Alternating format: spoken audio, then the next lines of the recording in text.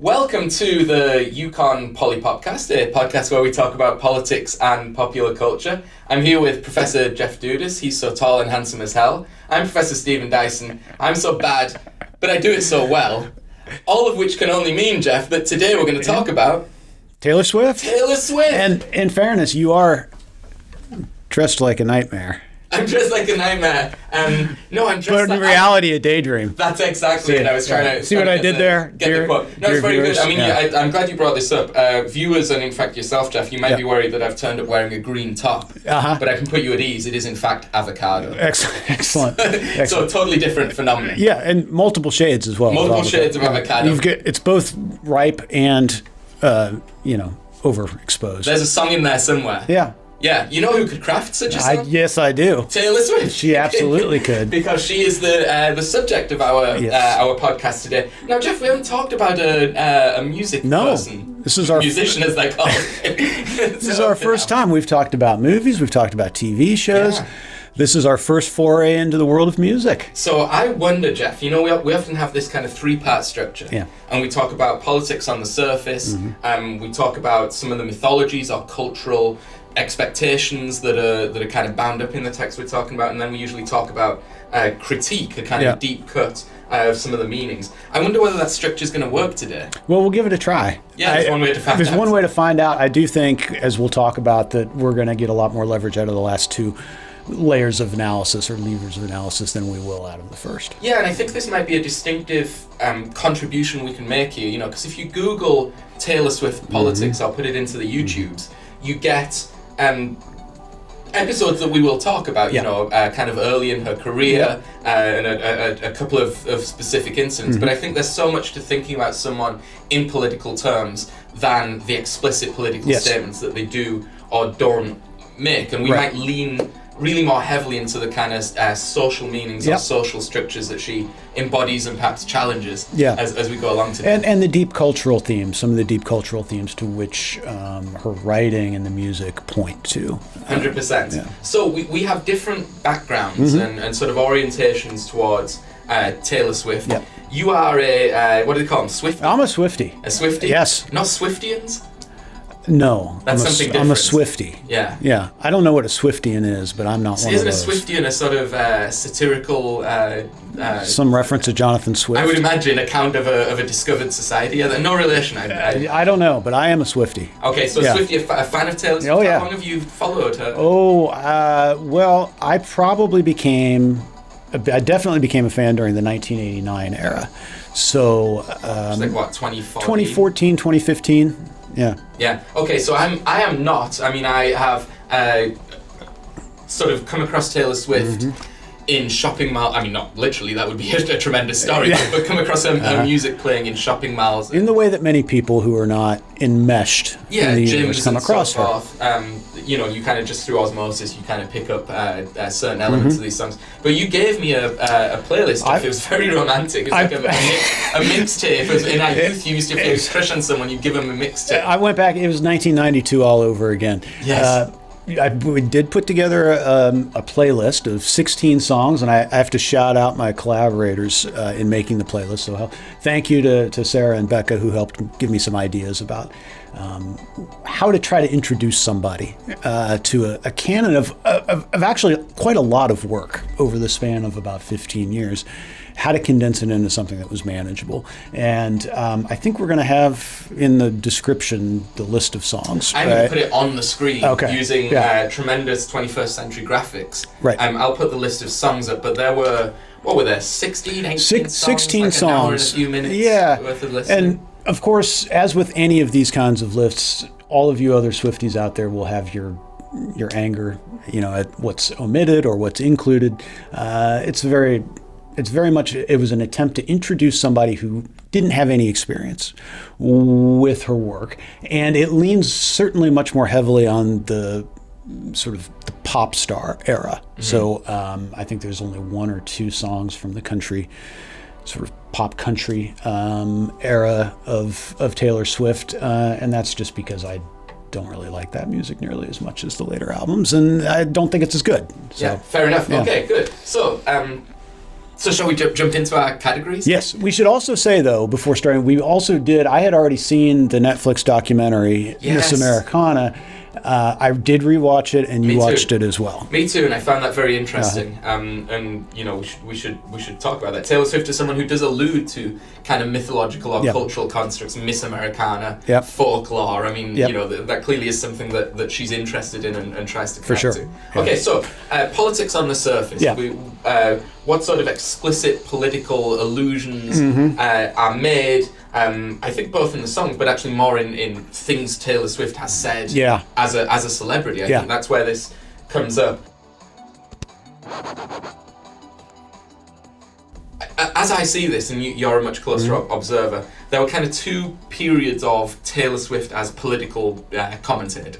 There's the country period when she's very, very young, and in line with the expectations or maybe constraints of that genre and the type of people who perhaps consume it or work within it, she said nothing about politics. She was very, very quiet in political terms.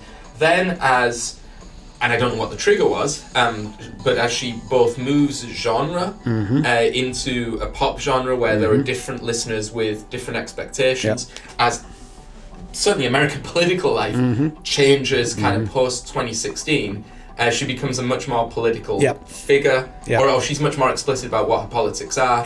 There's a long period or a long section of Miss Americana, the documentary, where she talks about, I think it was the 2018 US Senate race, and she comes out as a very, very straightforward, very clearly a progressive individual. What are we to make of this? Well, part of it is, I think we want to be careful to not cast country music as a genre into the kind of the universe of apolitical work for a couple of reasons. First of all, there's a long and deep history of country music being the sort of the favored genre of music for explicating everyday life and for explicating and mythologizing the kind of the struggles of ordinary people in everyday life. And there's also a kind of a deep political bent to a lot of that work from the 1950s and 1960s as well. Now, Taylor Swift's sort of pop country era, those first couple albums, they don't really belong to that universe. They don't belong to the universe of Hank Williams or Johnny Cash or Carl Perkins or some of these kind of, really more politically oriented, or at least politically accessible, Willie Nelson, right? Politically accessible kinds of country music. Her early forays are really much more in line with the kind of the development of the pop country era from the 1990s and early part of the 21st century. And so that persona is much more identifiable with figures like Faith Hill and Shania Twain, and then later the Dixie Chicks. And Taylor Swift is quite forthright in the documentary that the major lesson that she learned about being in the country music world and talking about politics was a negative lesson from the aftermath of what happens when the Dixie Chicks criticized George W. Bush during the Iraq War.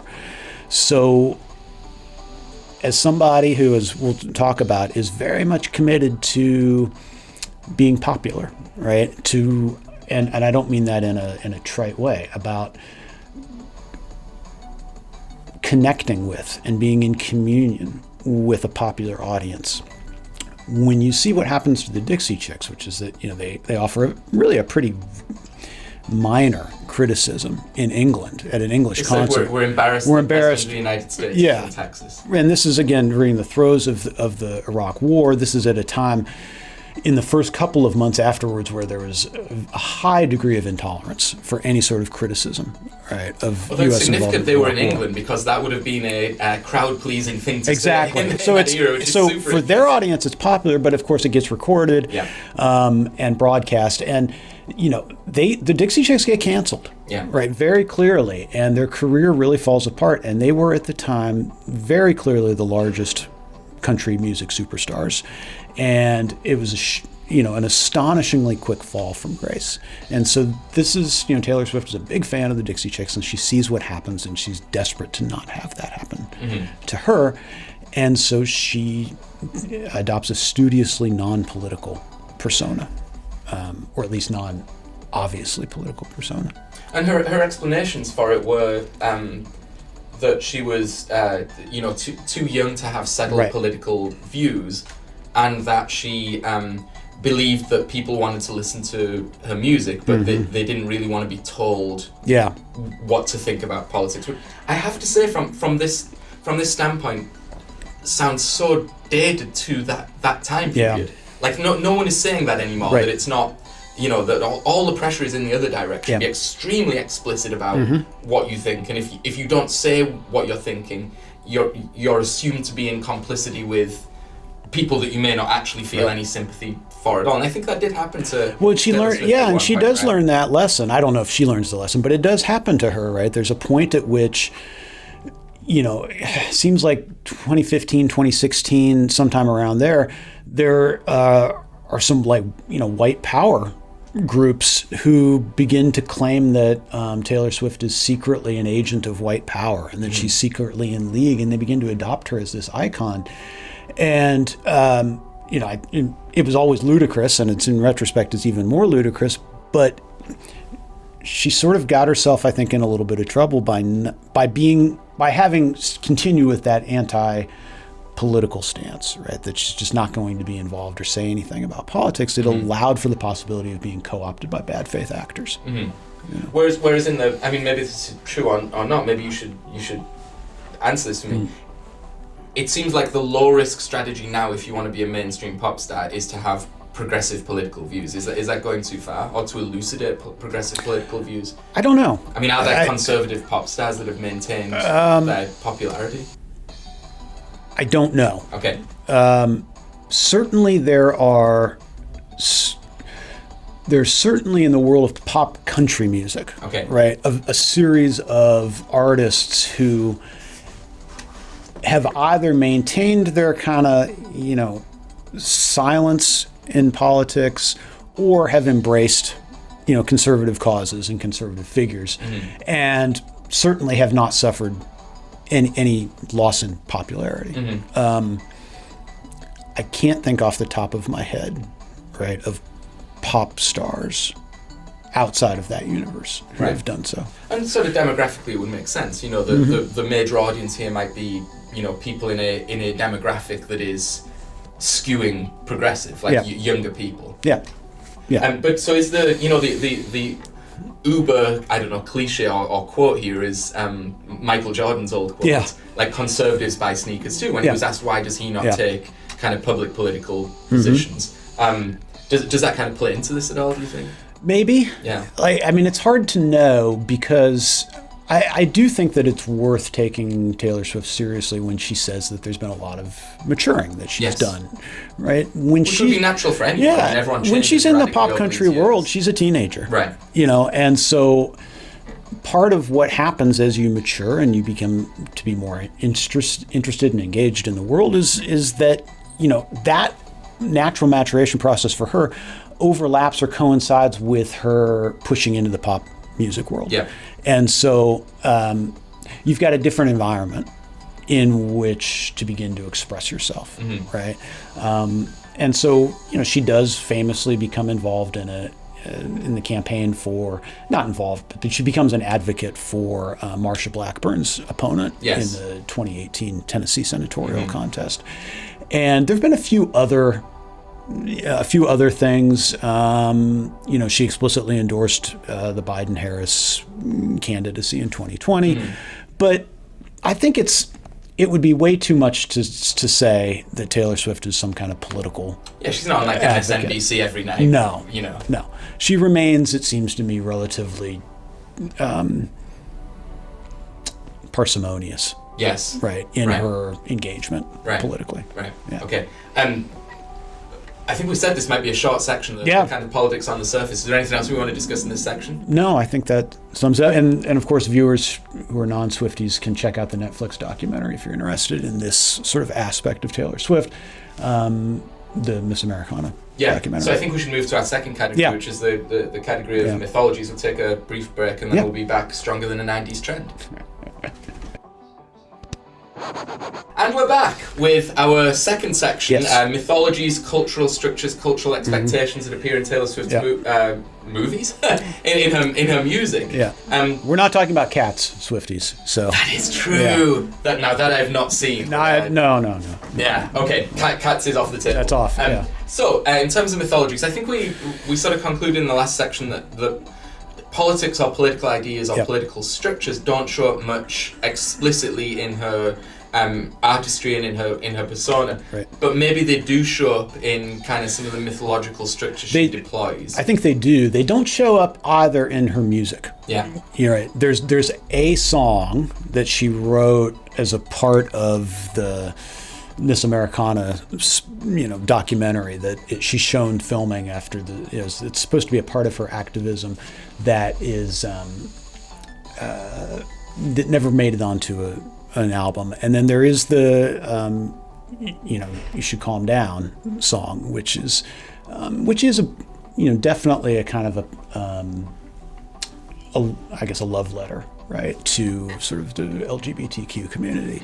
But otherwise, there's not much in the music that is explicitly political, right, in the way that, intervening in a Get Out the Vote campaign is.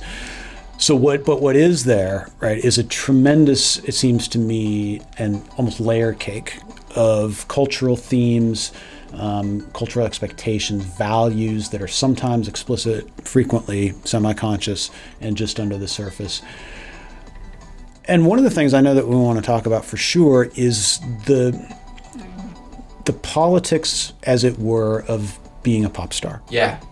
And the different kinds of expectations and demands that places, and the different opportunities that it offers to the person who aspires to be a pop star. Yeah, the way that you kind of craft a persona that both is and is not you, and must be in negotiation with a set of constituents' demands that are actually impossible really to reconcile completely, and are also going to vary depending upon which particular constituency it is that you're trying to appeal to. Or even their demands, it seems to me, that are even frequently impossiple to anticipate. Yes. Or to discern. And so part of the... Well, so have to be created. They have to be created. By the artistry, the entrepreneur. And part of the genius maybe is to be able to put oneself into communion with a feeling. Yeah. Right? Or a sense of something that's emerging that maybe isn't clearly articulate yet. Yeah. So in terms of the requirements to be a pop star, a popular figure, which is kind of faced by both the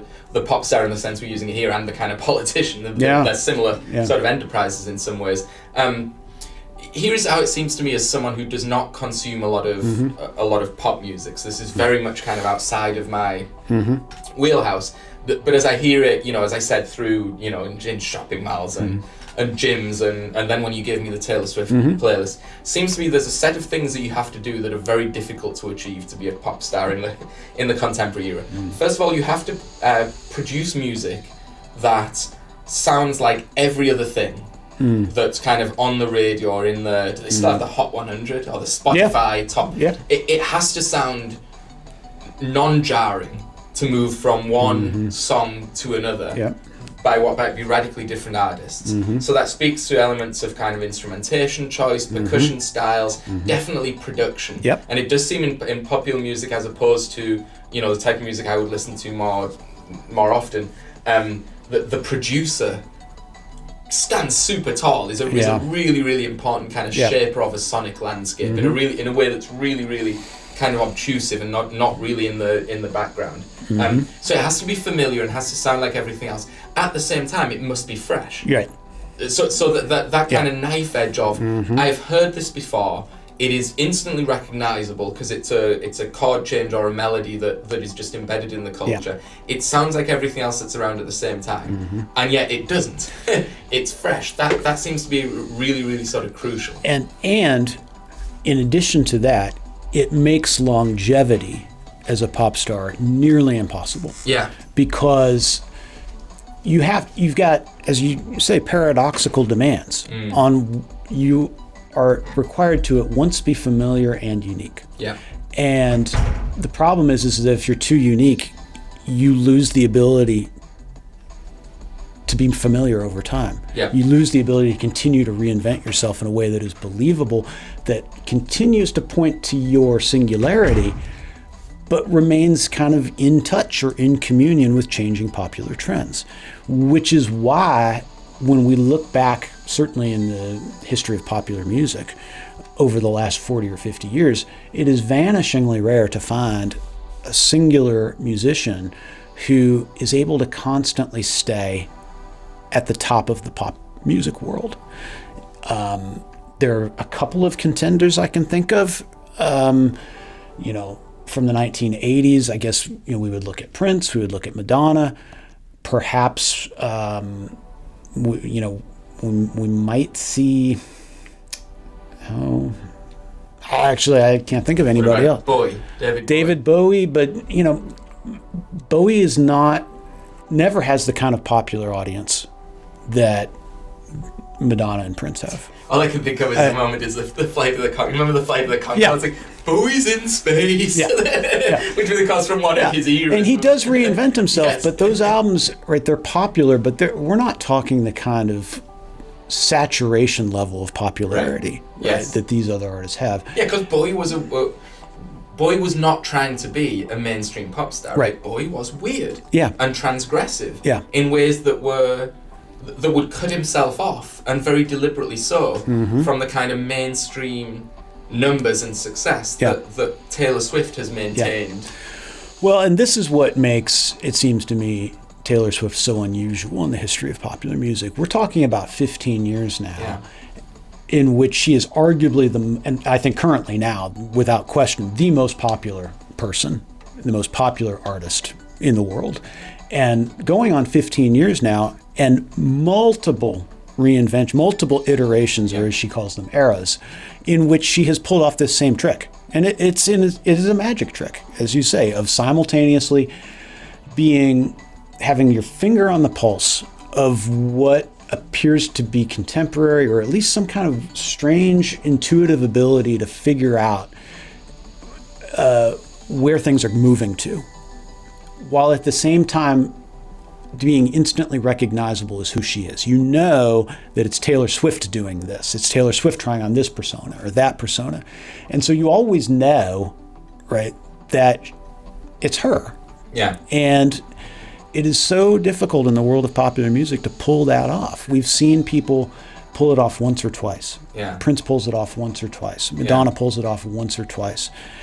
And that's pretty much it, right? So mostly what the world of popular music is littered with, there's a reason why we talk about one-hit wonders, right? They're people who found the zeitgeist and grabbed hold of it once. Yeah.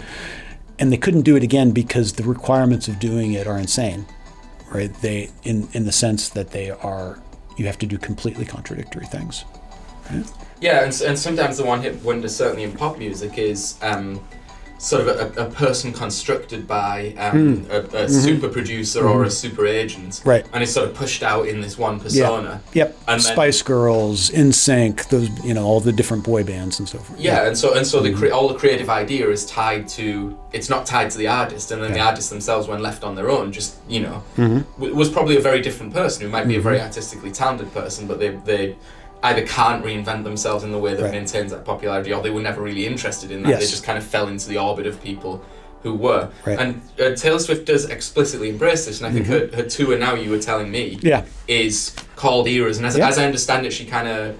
Is it sequential, and she comes out as a different Taylor at every, as the show goes on? It's sequential, but it's not chronological, okay, I see. Is my understanding. And so, she does essentially mini sets, and there are 44 songs, and the concert stretches to like 3.5 hours with no intermission. So it's apparently an incredible feat of like endurance and stamina. Yeah. And she comes out, and for each album is portrayed as its own era, and then she'll do a collection of songs from that album. And all the stage background is designed to be consistent with the thematics of that album, her outfits, all of the instrumentation. And it's really kind of it's meant to be an overview in a lot of ways of who she is, where she's been. And it creates, as you can imagine, all kinds of interesting moments with the people who are going, who get themselves all dressed up in different, their different favorite eras. And it's seems to be a spectacle in the very best possible way. Yeah. Right. Do you have tickets? No, I would like to. Because I was going to offer you $8 billion for this. Apparently, that's the going rate. Of course, my ambition, of course, with this video is that somehow the Swifties will make sure that Taylor herself sees this. And we're in New England, Taylor, and she's coming to Boston at the end of. So you can go ahead and gift us 2 front seat or whatever. And I will sell mine for the $8 billion. No, I will make sure that he goes. No, that's how YouTube, whether he wants it or not. YouTube works. So, so I'm highly confident that that's going to work. Yeah. So in terms of this kind of people reinventing themselves, I think what's unique about Taylor Swift is not only the capacity to keep doing that, but it's to keep doing that and with every reinvention become more popular. Yeah. So I've seen when we're talking about people who reinvented themselves, I listen mostly to like alternative kind of guitar music, a lot of it from England. Go figure. You fancy that, yes. And I can think of examples of groups that have done that down the years. Yeah. So like Radiohead is a very prominent example who sort of made arguably the definitive kind of alternative guitar-based album in OK Computer at the end of the 1990s, and then totally reinvented their sound and have never gone backwards and now do entirely different things. But that was done from a point of high commercial prominence. Yeah. Ironically, given what given what OK Computer was about. Yeah. And instantly took them, or you would have thought it took them to a place of much greater commercial difficulty. I was going to say it made them less popular, but actually they've maintained a high degree of popularity, but it was clearly not. But it's a niche popularity now. 100%. It was clearly not a move to grab the kind of hegemonic dominance in guitar music that, for example, Oasis had. Yeah. And Oasis had that because they were kind of combining alternate indie rock sensibilities and attitudes with actually very classic chord progressions and guitar parts that for a while they were able to sound both amazingly familiar and entirely fresh. But I think of another band like Arctic Monkeys who wrote a definitive guitar rock album in AM and then changed to do like a concept album set. I mean the specific examples are not important. The point I'm trying to make is the examples of reinvention I can find were all in the direction of less popularity and were done, I think, on the basis of we did something that was very popular, and we're almost like either we've done that and we don't want to do it again, but there's also an undertone of we're actually a bit ashamed of that. We seem a bit like sellouts, and we don't want to keep making the same thing. We don't want to get more popular. It is undermining the purpose. Taylor Swift's entire purpose is to become more and more. That sounds like a criticism, but that is what a pop star's purpose is. The only equivalent act that I can think of in popular music history that went through these obvious transformations and came out more popular is the Beatles. Yes. But there are significant differences, right? It's easy to forget that the Beatles only lasted like 6 years. Yep. Right? And they were phenomenally popular, and they become more popular, right? And you listen to the early Beatles album and you listen to Abbey Road, and they're remarkably different, right? Extraordinarily different. But that's a very short period. It doesn't last much longer, and it's over by the 1970, basically. The ability to continue to have like an additive quality, right, to one's audience over the years in the pop music world, it does strike me as singularly Swiftian. And the other difference between Taylor Swift and the Beatles, I mean, we were just mentioning, I think off camera, we'd both seen Get Back, the documentary of the Beatles' creative process. And what's fascinating about that is there's at least 3 of them are constantly bringing song ideas in and bouncing off each other, and so you can drive the band in a different direction because you just lean a little more into what McCartney is thinking at a certain point in time, or what Lennon is thinking. Now there are bits of songwriting process in Miss Americana, the Taylor Swift documentary. It is Taylor herself it's her, who is constantly coming in with like, hey, I recorded this on the iPhone, or I've got this idea, and the song is all there. And when it's Jack Antonoff or another producer, he's like, well, I could twiddle this knob and give it this vibe, but actually the idea is is Taylor Swift. Exactly. And I think my sense is that sometimes when critics are talking about Taylor Swift's music, they tend to give too much credit to the producer. And I think we know that can't be true, because for the reasons we were just talking about, it remains a singular voice. Yeah. And I think the documentary makes that clear. I mean, she and Antonoff are kind of bouncing ideas off each other, but Taylor Swift is the driver of the whole thing. It's not an equal. No, exchange. It's nowhere near equal. Yeah. And I think there's a way of sort of giving too much credit to these producers, which, as we'll talk about a little later, I mean, there is a gender dynamic to that as well. Like the producers that she's worked with, at least in the pop era, they're all men. Right. And so there remains this tendency to devalue the creative work of women, right? And it's especially kind of crazy with the case of Taylor Swift. Yeah, and I think the word work is important. I know we both read an academic article, and I'll put the link in the description, that talked about songwriting as work, as labour for Taylor Swift, and also a place. I mean, safe space is a cliche, but a place where she could explore her changing persona and her feelings and kind of work them out. But the sheer labour involved is really, really remarkable, and for someone who had not engaged with her songs on any deep level, and who finds themselves constantly fighting to get past the sort of genre prejudices that I have to enjoy Taylor Swift's music. The thing that I will say is the sheer relentlessness of the songwriting craft is just overwhelming. And the sort of prodigious nature or the proliferation of hooks in every song. I mean, every song that she has, that you gave to me, has an absolutely killer hook. Yeah. Like what for other artists are once in a career hook. Yeah. That she has crafted and is coming up with now what must be hundreds of times throughout her career. And several of them, especially some of the most the most popular of her pop songs, you sort of imagine there's 7 different songs. Yeah. Because they have so many different hooks. Like the verse will have 4 killer hooks, and then the chorus will. Yeah. And then there'll be a pre-chorus and a post-chorus that's also killer. Yeah. And it's very unusual, I think, in this current era of pop music. We both watch Rick Beato on YouTube, who has a channel a little less popular than ours. And one thing Rick Beato does is he goes through the kind of Spotify top 10, and Rick Beato is this kind of music producer. He's extremely talented, and knows everything about the production of the music business production, but also can just get to the essence of a song very, very quickly. And Beato now, when he does these Spotify top 10s, he'll go through them and he'll say, well, these are not even songs. Right. They're 2 minutes long. There's not even there's just a vocal that's delivered in a very flat way using a very restricted sort of note. Yeah. There's no structure to the song. Right. There's no verse, pre-chorus, chorus, post-chorus kind of structure. And not only do the songs sound as if they fit within a genre and they sound familiar to you, they are the same song in some sense. Yeah. Like this beat that's on song number 2 it's exactly the same. Is exactly the same as song number 7 because it's currently trendy. And that cannot be said about Taylor Swift. No. Right? She cannot be accused of not having a unbelievable songwriting craft. Exactly.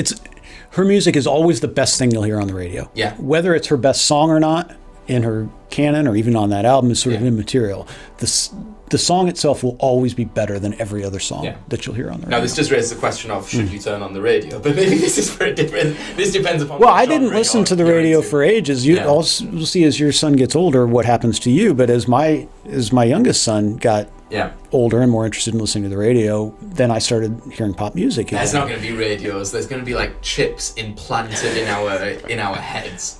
That you swallow it and then it's there forever. As long as there's one dedicated to Taylor Swift, I say bring it on. You'll be happy. Very good. So the flip side of the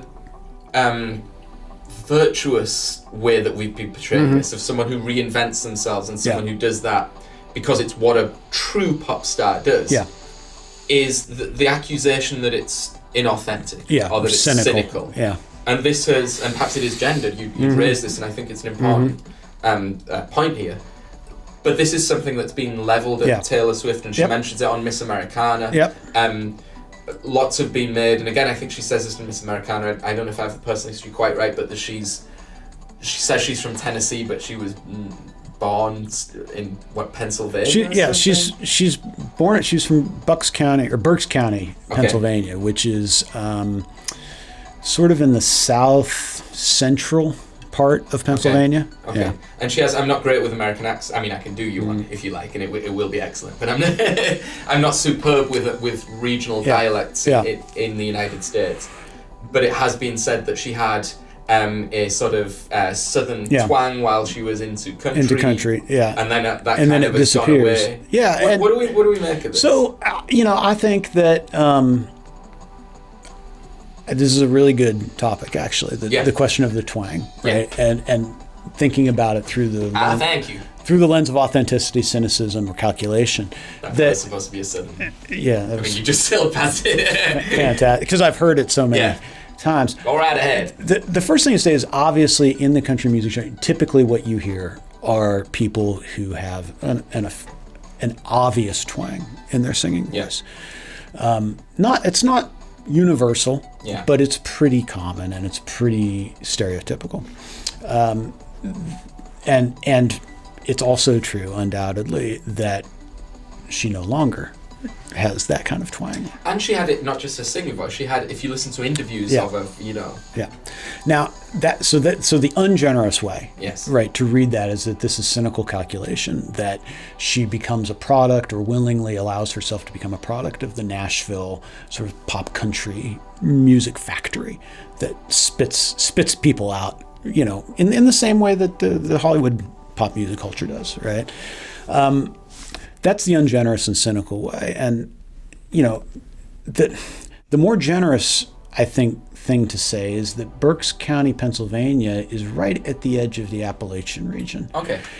And speaking as somebody who also, came out of the Appalachian region, there's a distinctive accent that is not that dissimilar to what her voice sounds. There are occasional words you'll say that sound southern to me, even from my untrained British ears. And what I'll say, again, to be generous with her, for me, it's a lot of contextual kinds of situations in which it will come out or not come out.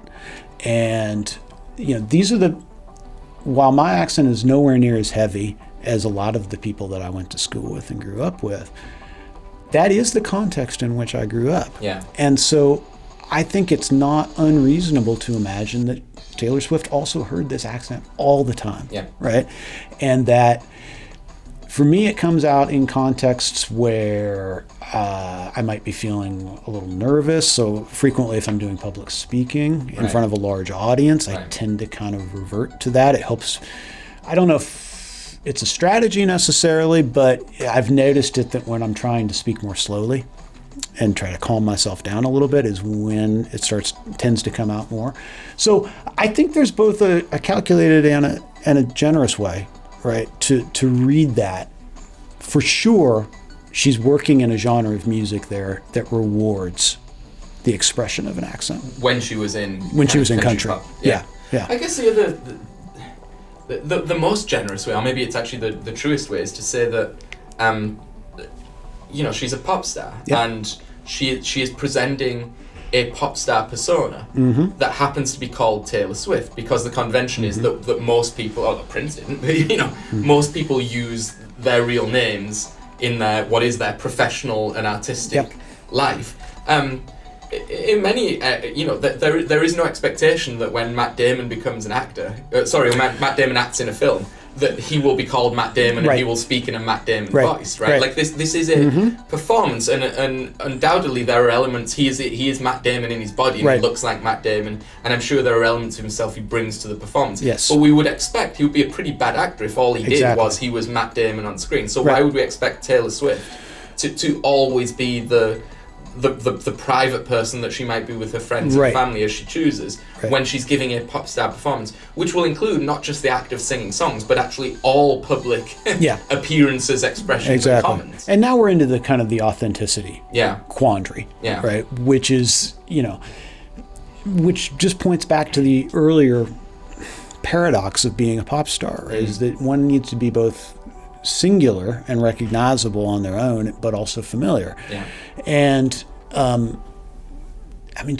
a pop star, unlike an actor, it seems to me, is always walking that knife's edge. Yeah. Right? We don't, as an audience, expect Matt Damon to always be Matt Damon. We expect the context, in other words, to drive the performance. And part of what makes being a continuous pop star so tricky is that we both expect that, and we expect recognizability and singularity. Yes. Out of the person. Yeah, and right? the trick is, and I mean trick in not a derogatory term, like it's the whole point of the enterprise, is to be able to sell in all meanings of that term the belief to your audience or to your fans that what they are seeing is the real you, whereas it can't possibly be the real you. So a number of times in like Miss Americana and maybe in her songs and in other contexts, she will elaborate points of view that will be expressions of vulnerability and so forth, or expressions of being kind of in disadvantageous situations that on the one hand I'm sure are entirely true and you know any human being would feel. On the other hand, you have to kind of simultaneously hold the thought in your head that here is an enormously powerful, rich person. You know, and how many situations is Taylor Swift in which she is not the most important, revered person in the room, or the person who is setting the terms of every interaction, and yet she can't possibly write every song that is, look, I'm the boss here, and I don't really care what any of you think, and I have all the money in the world. Yeah. Even though any of those things might well be true. Right. But they have to be like, I'm broken-hearted here, or I'm in a vulnerable, or I can't have the job that I want, or I don't have the life that I want. Yeah. And doing those two things simultaneously is a really difficult act to pull off. Again, it's continuously walking that knife edge of familiarity and singularity. Yeah. And it's sort of astonishing that she is able to do it as successfully and for as long as she has. And I wonder if part of that, I mean, what we've seen, this Eras tour is really interesting in that way, because as you were talking earlier, a band like Radiohead, they don't play. If you go to see Radiohead in concert, you're not going to hear the songs from the Bends. You ain't hearing Creep. You're not hearing Creep. You're probably not hearing much, if anything, out of OK Computer. Yeah. There is the sense, whether that's true or not, that they are ashamed of that earlier music. With the Eras tour, Taylor is saying she's absolutely not. She's highlighting, in fact, the forays into these different components, these different modes of articulating with the popular audience. She's remembering them. She's showing them off, and she's understanding and embracing them all in a way that somebody who is accused of being calculating, I mean, that's surprising. Yeah. Right? Yeah. If you were only super calculating and you didn't want that label to stick to you, you may not embrace every element, including the ones that she's most criticized for. Yeah, it's an astonishing performance. Yeah. And the Arctic Monkeys were asked, why don't you play the old songs anymore? And they said, well, we were like 16 when we wrote these songs. Now we're in the mid-30s, and candidly, we sound like a covers band. Yeah. If we play those old songs, we cannot embody them or perform them in an authentic way. And so the sort of sheer time traveling ability that Taylor Swift has to, embody within the course of a single evening these radically different personas that span the entirety of her adult life. Yeah. It is just that there is genuine genius in being able to which do also comes out in her re-recording of these earlier albums, which, as Swifties know, that has to do with kind of ownership issues and kind of business control. So we're going to run out of time in this segment, so we should hold that, because I think that is an important point that we're going to raise in our third section. Right, which is always critique. The critique section, also a section, as Swifties all know, that never goes out of style. 100%. Oh my goodness, I see what you did there. Yeah. That was great. Yeah. Okay, we will be right back. And we're back for our third and final section, our section on critique. Jeff, are you ready for it?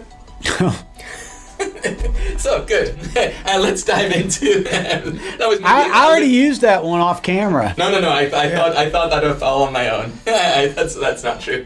You did use that one. I said you should have used that one on camera, and then I shamelessly stole it. Yeah. All right. Good. So, it's section on critique. We usually look into look as far under the surface as we can into the text. Maybe we try and take an oppositional reading to the text to try and kind of shake things upside down, and maybe we look into the ways that the given material that we're talking about offers a different vision of society or can be used to make the familiar unfamiliar. I thought we might talk in this section, Jeff, about considering Taylor Swift as a giant capitalist entity.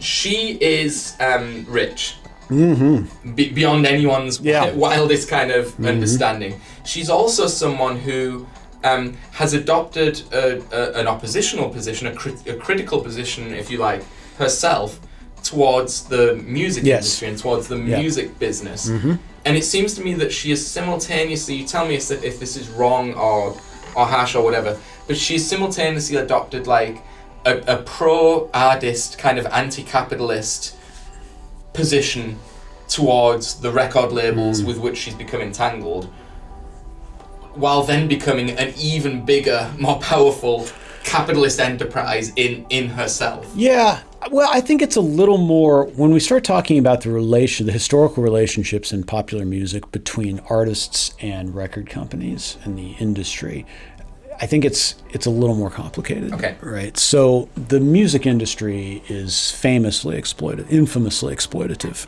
of its artists, and has been really from the beginning.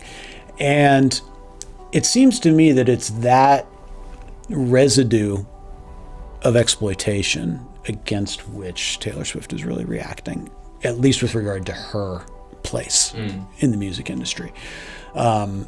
She was famously very reluctant to allow her music onto streaming platforms because, as we know, those platforms pay the artists themselves. I mean, to call it pennies is to overstate.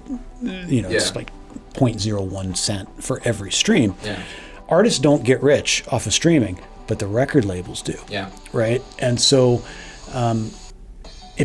we see her being very reluctant to allow her music to be streamed, and that made a big difference, right? That did change the way that I believe it was Apple Music that was in particular the sort of the entity that she was most engaged with at the time. It did make a difference. They had to kowtow essentially to her demands because the music is so bigger she's bigger than they are, and they have to capitulate in some way.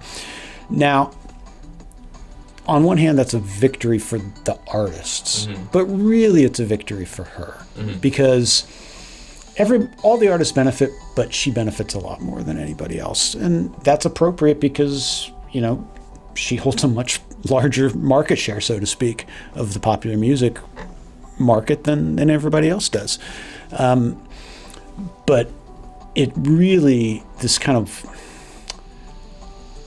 this felt desire on her part to take back control over the money-making and legacy-making aspects of the music is no better on display than in her re-recording of previous albums, right? So she gets into a business dispute, essentially, with her previous record company, and she was under the impression, or there had been some sort of informal verbal agreement that if the former owners of I believe it's Big Machine Records were going to sell the label, that they were going to offer her the right of first refusal to buy her masters back. And they didn't do that. They sold immediately to the highest bidder, and obviously the highest bidder was not interested in Taylor Swift leaving buying back her music, because that was the whole point of buying the record label in the first place. The Big Machine Music was Taylor Swift, essentially. They had a few other artists, but, and she was so offended and upset by this, she decided that she was going to leverage her capacity to just remake the album and make new versions of the albums, note for note, new versions. Unlike sometimes we see older artists who will do like acoustic versions of their greatest hits or whatever. Like U2 is doing that right now. She went back, and the goal was to actually record the albums in a way that would replace the earlier albums. So this is a remarkable act, right? This is something that I think is basically unprecedented. I can't think of an analog. Like, as you say, many artists will, for reasons that you may charitably choose to think of as, old wine in new bottles, like breathing new life into the classics. You want to reimagine the hit and do an acoustic version or a remastered or remixed. Maybe there's a technological reason. Amazing how they only ever come out when they seem to be out of ideas for doing other stuff. Funny how that works. But they will have changed them in some ways. And the selling point literally will be that we've changed them. And the point of artistic integrity is we've changed them, right? This is a different version, and maybe it's the version we always wanted to release and so forth. Taylor Swift very explicitly has done this not as an artistic statement, but as a business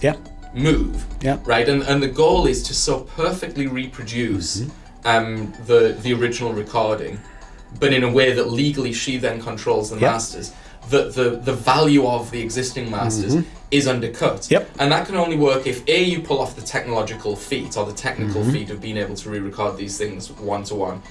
But B, you have to have the clout, and I definitely mean that in the social media connotation, to be able to signal to your fans and get them to believe it, to go along with that. Listen to this version and don't listen to that version. If you listen to this version, you're on my side, and if you listen to the other version, you're on the kind of evil record companies. And it also strikes me as something that can maybe only take place in this age of streaming. Right? Because you're not asking most of the people anyway to physically replace the product. You're just asking them to slightly change their habits anyway. They're already listening to your music on streaming. Now you're just asking them to listen to a slightly different version, a newer version of that, which, by the way, all of the streaming services put up front, right? Because it's all released chronologically. It's another moment of genius, right? Hey, I want to listen to Red, the album Red. Well, it turns out that when I click on all of her albums, Taylor's version of Red's the first one that pops up. Oh, is that right? Yeah. Right? So that's the one you end up listening to. And she's been cognizant of not simply releasing the same package.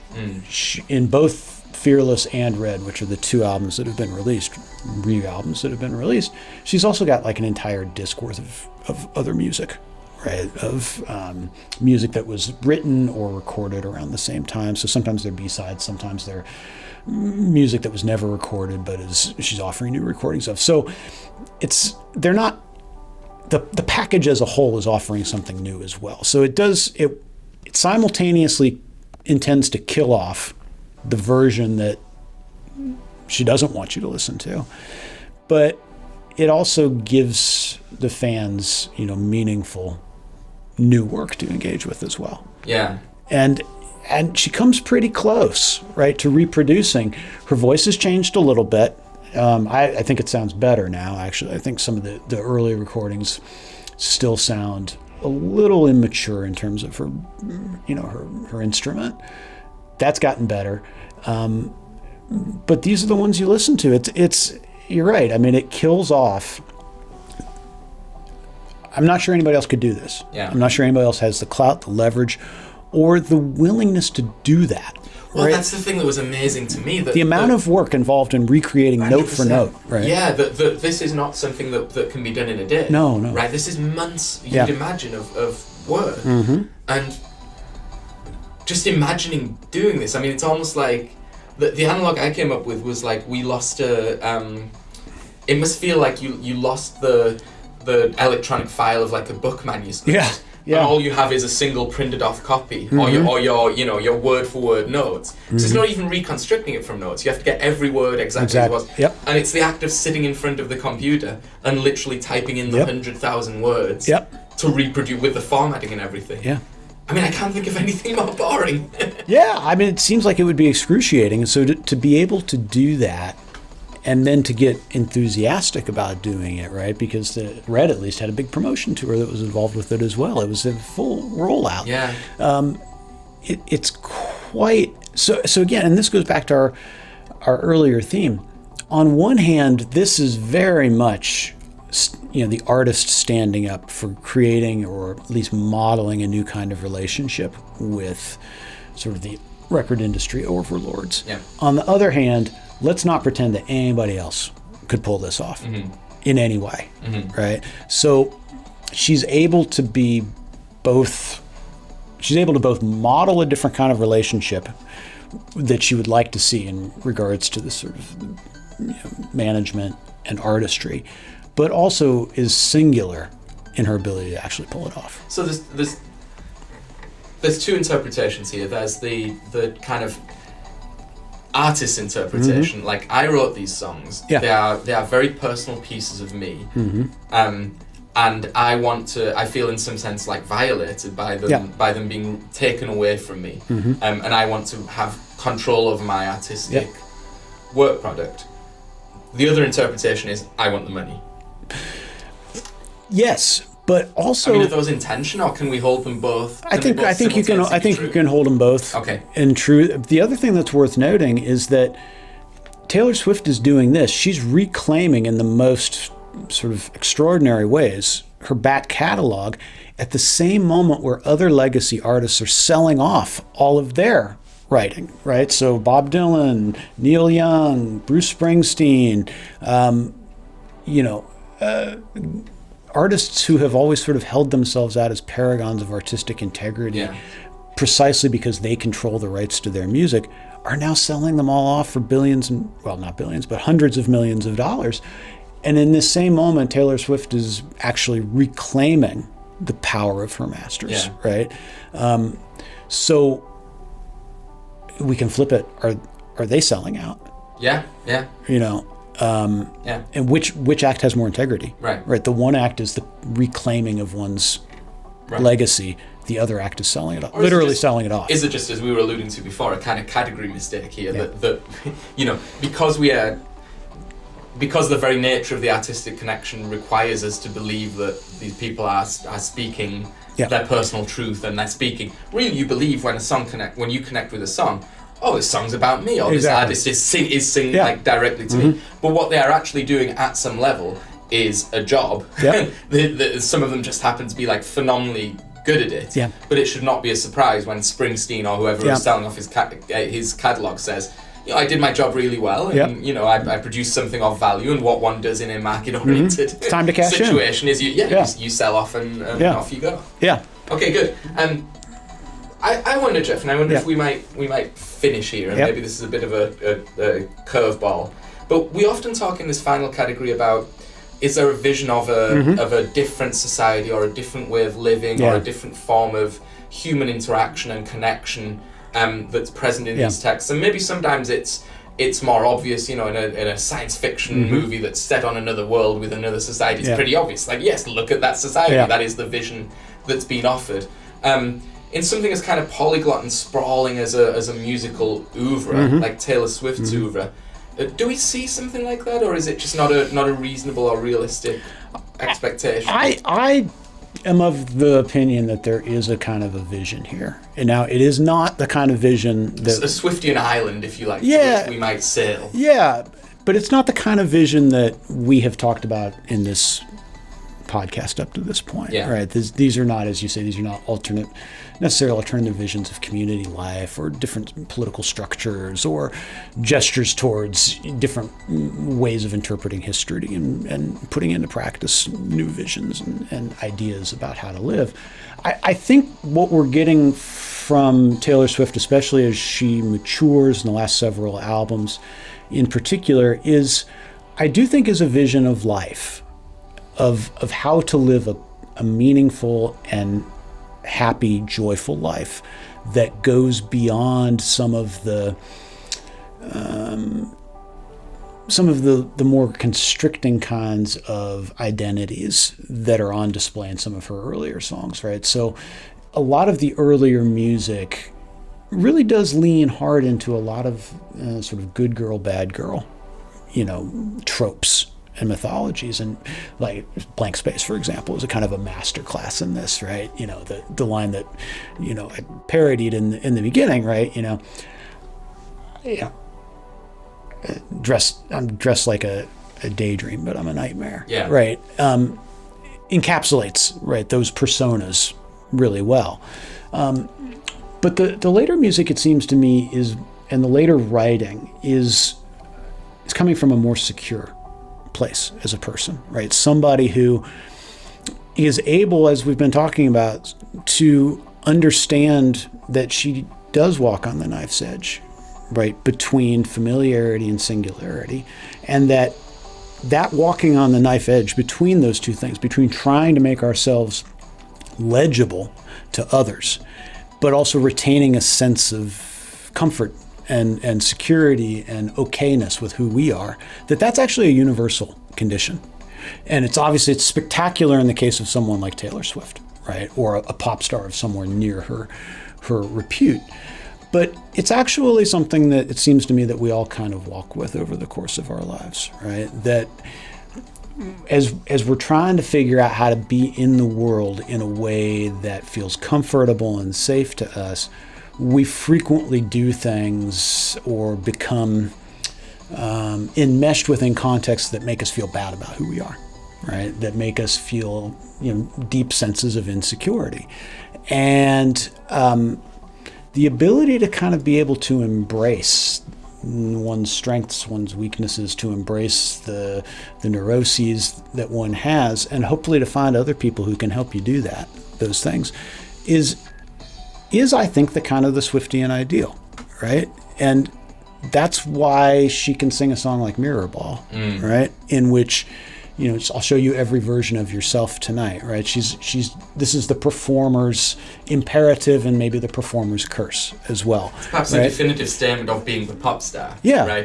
Mirror Ball, I'll show you every version of yourself. And the extension of that is I will show every different person a different version of myself exactly. that they can see in me. But the ability to claim that, right, and to say, yes, that's what I'm doing, and that's my ambition. I'm okay with that. I like that, right? That's who I am, and that's my artistry. That's my the gift point to you. Yeah. But it's who that desire, that bone deep desire to connect with others. Yes.